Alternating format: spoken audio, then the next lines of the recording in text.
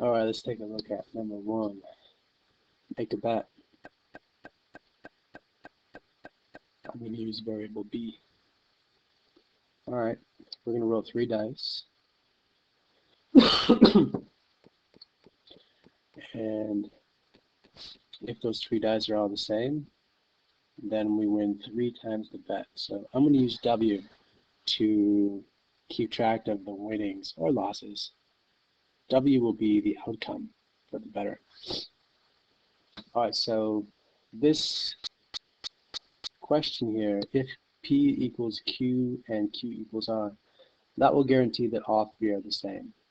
Now, if you think about it, if P was 2 and that was equal to Q, there's the first part. And the second part says if Q is equal to R, then if Q is 2, R would have to be 2. That's the second part. Well, then in that case, all 3 of them are the same. And it's a triplet, they win 3 times their bet. All right, how do we check to see if they have 2 of a kind?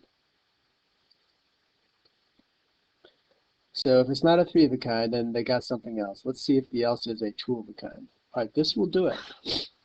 This one question, if P equals Q or P equals R or Q equals R, that will determine whether or not they roll a pair.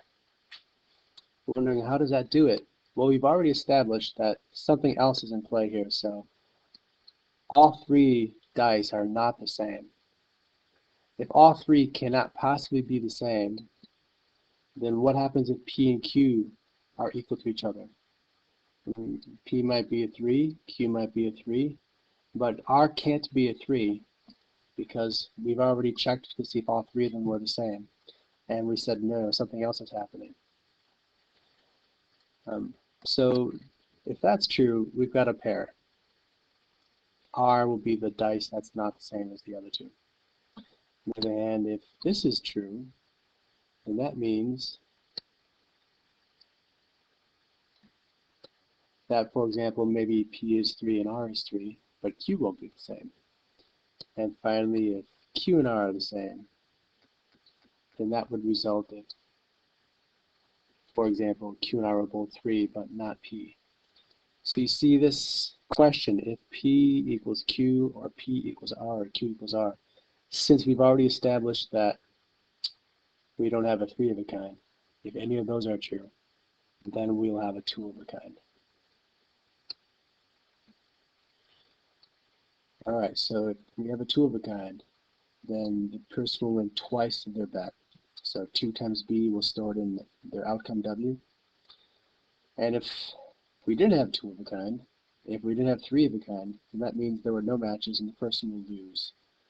So in that last scenario, else, the opposite of their bet will be their outcome. If they bet $50, then negative 50 is what happened to their pocketbook. All right, so we have 2 ends, 1 end for each if statement, and then we'll display that dollars earned or lost is W. All right, if you didn't follow the orange stuff, if it wasn't clear to you how these lines of code determine if we had a triplet or a pair or neither, then maybe you tried it a different way, which would require a lot more lines of code, but maybe it's clearer to you. For example, maybe your code looked like this. What's your bet? It's roll 3 dice. If P is equal to Q and Q is R, then they've got a triplet.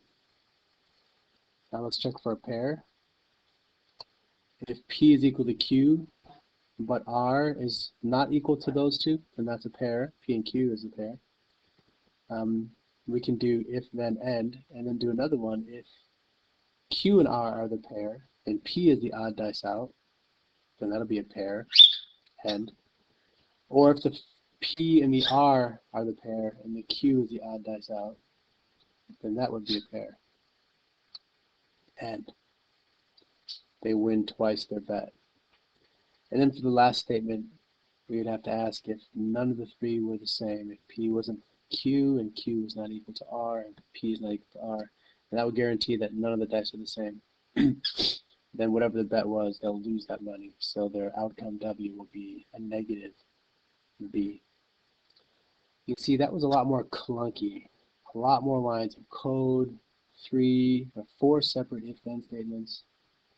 It'll do the job, but it's not as efficient or elegant.